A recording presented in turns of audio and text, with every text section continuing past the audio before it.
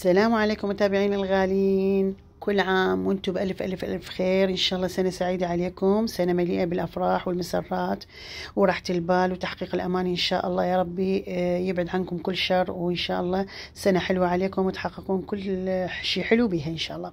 اليوم راح أسوي لكم دجاج تم اللوبيا بالشبنت والدجاج. شوفوا هاش قد منظرها حلو وشهي. هسه هنا جبت نص كيلو لوبيا، نظفتها من الحص والحبات الفارغة وغسلتها 3 مرات تقريبا، ولو اللوبيا ترى ما بيها تراب هواية، يعني نظيفة. فطلعت منها، شوفوا هاي الحبيبات الفارغة، هاي حتى من تغسلون اللوبيا تطفوا على سطح المي زين وتذبوها، يعني لا تخلوها بالهاي لان تخرب شكل اللوبيا. فكل ما تغسلون اللوبيا تطلع لكم من هاي الحبيبات الفارغة ذبوها. اخلي التمن على النار السوداء سوري. اخلي اللوبيا على النار، وبعد ما تستوي اللوبيا تقريبا 3/4 استواء يلا اروح اغسل التمن. هنا بين ما اللوبيا على النار جبت الدجاج، فخاذ الدجاج قطعتها قطعتين لان كلش كبيرة الفخاذ. اخليها على النار على مود اول شيء اخلص اللوبيا والدجاج على مود يبقى بس التمن. هسه ما اخلي اي شيء للدجاج بين ما اشيل الرغوة مالتها.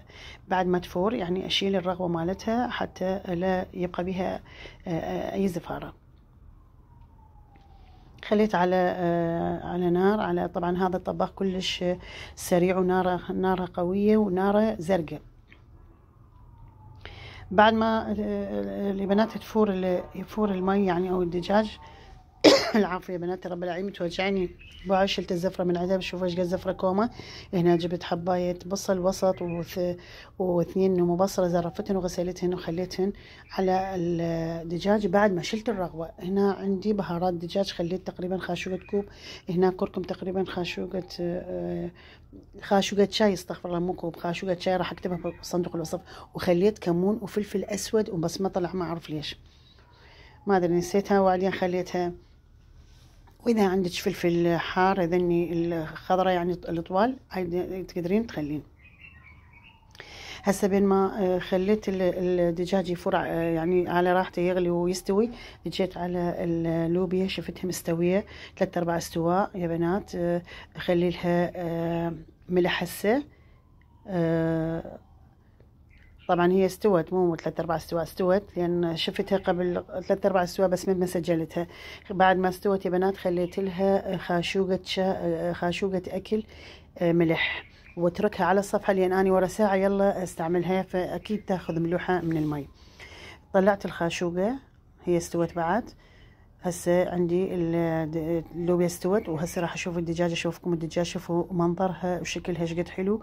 طبعا يعجبك تثردين منها، هسه تثردين بيها وتاكلين يعني كلش طيبه بشكل. شوفوا منظرها، شوفوا المي صار كسكين او خلينا نقول مركز. شوفوا السوب ماله كلش طيب، والنوبة بصرة ماخذ ريحة الزفارة، والكمون ماخذ ريحة زفارة شو اسمه. استعملوا دائما، شوفوا ايش قد ما هي ثخين، استعملوا دائما نوبة بصرة وكمون بالدجاج وبصل ني. دائما ذبوا بصل ني، ما عدا اللي تحمسونه، حتى لو تسوونها مرقة من تحمسونه سووا، ما عدا اللي تحمسوا له دجاج خلوا بصلاية ني، قطعوها 4 قطع وخلوها بالدجاج. شوفوا اللحمة مهرية هرية بنات، وطلعت العظمة. شوفوا ما شاء الله. طبعا شكلها يعني من ودك هسه تاكليها، قلت لك مثل ما قلت لك يعني المرقة كلش طيبة. وهسه راح اخليهم على صفحة يا بنات، واروح اخلي تمن مية تمن، واني خاسلة التمن طبعا قبل ساعة. يا بنات إذا وصلتوا لهذا الحد من الفيديو لا تنسونا باللايك والاشتراك وتفعيل زر الجرس والضغط على كلمة الكل حتى يوصلكم كل جديد من فيديوهاتنا يا بنات. هسه راح اخلي يا بنات، على فكرة ترى كهربانا طافية فيوز، بس هاي الغرفة تشتغل بس هاي الغرفة ما تشوفون الطباخ مختلف، فبس هاي الغرفة قلبها يشتغل لحد ما نجيب كهربائي. هنا طباخنا سفري مثل ما يقولون. اي هسه راح اخلي اروح على الطبخ خليت مي تمن، هسه فار مي تمن. شوفوا خليت على صفحة مي تمن على ذاك الطباخ وجبته لهنا. هسه المي دا يفور، لازم اخليه خاشوقة ملح. ولا تنسون هناك خلينا خاشوقة ملح باللوبيا، يعني تقريبا صارت خاشوقتين. لا تزيدون الملح هنا لان هناك عندنا باللوبيا الملح. وشوية فلفل اسود تقريبا خاشوقة مال نص خاشوقة مال شاي. هسه اوشل التمن بعد ما تنقع ساعة طبعا، او يعني اذب المي مالته او اصفيه من المي واخليه على المي الحار. شوفوا هيك قطرة مي لا تخلون يا بنات، لان المي مالته شو اسمه يبرد المي يبرد المي الحار.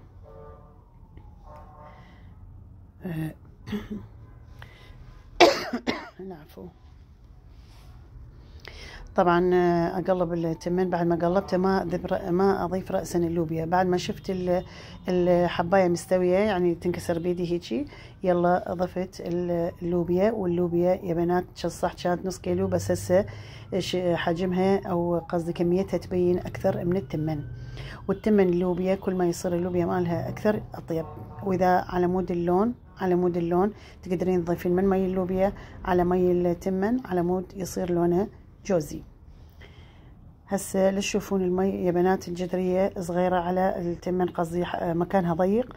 اني اللي راح اسوي على قسمين لان قسم من عنده هاي صفيته. طبعا بعد ما صفيته شوفوا جدريه صغيره استعملت بس دهن الحر، خليت خاشوقة اكل دهن حر. شوفوا هاي القسم، هذا القسم اسويه بالدهن الحر زين. وخليت شبنت تقريبا حفنه الشبنت. بعد ما كل شيء يعني اطبق التمن يلا اخليه الشبنت هذا خليه على صفحه، اخليه هناك يتهدر.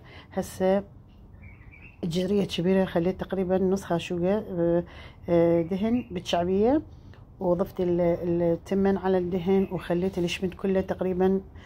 طبعا باقة كبيره كانت شبنت وخليتها على صفحه. هسه اغسل اللي طبخ لان راح يحترق عليه مي اللوبيا، فنظفته وغسلته على مود يعني نظف داير مدارنا لازم، لان حتى نفسيتي ترتاح، حتى نفسيتنا ترتاح. بهلا اثناء بعد ما رحت يعني هدرت التمن. هنا عندي تمر رطاب. طبعا تمر الرطاب يا بنات هذا مال الصيف مشكل حافظ على شكله وعلى طراوته. شوفوا تمر رطاب حتى الخلال اللي بيه خلال اصفر واحمر هسه يبين لكم. هسه بعد ما افرغه بالماعون يعني اشوفكم الخلال. شوفوا يا بنات ولا متغير ابد، هذا من الصيف يعني صار تقريبا 6 اشهر يا بنات. اني خالي بالبطل، أنا كل شيء استعمل بالبطل، وهاي طريقة ناجحة كلش. شوفوا الخلال الأحمر والأصفر يعني محافظ على شكل كأنما هسه حاشي من النخل.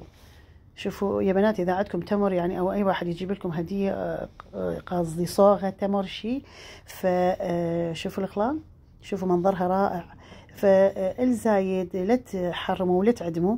واذا جايب لكم كميه او تشترون كميه انتم من السوق يا بنات خلوها بالبطاله، والله العظيم ما تتندمون وتترحمون على امي وابويا.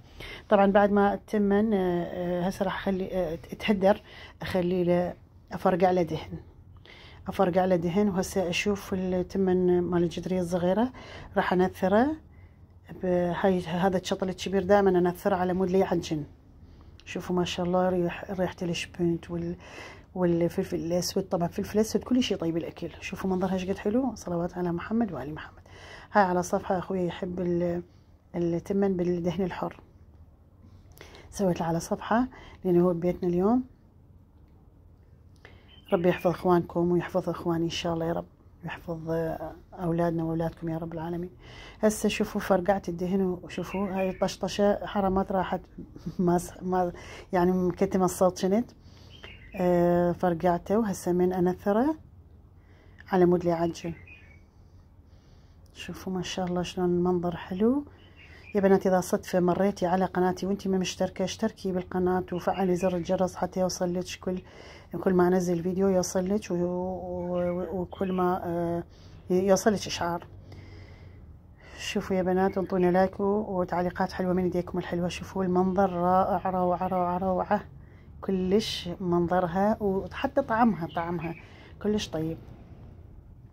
يا بنات هذا الشكل النهائي للصفرة مالتنا. شوفوا المنظر، شوفوا الأكل هو يحكي عن نفسه، أنا ما أحكي لأن روعة. طبعا خلينا هنا على الصفحة معون سوبو فخاذ تمن، التمن والمرقة والتمر. شوفوا يخبل، منظر رائع، واللبن والزلاطة. يا بنات لا تنسونا باللايك والاشتراك، ولا تنسونا والدينا بالرحمة والمغفرة.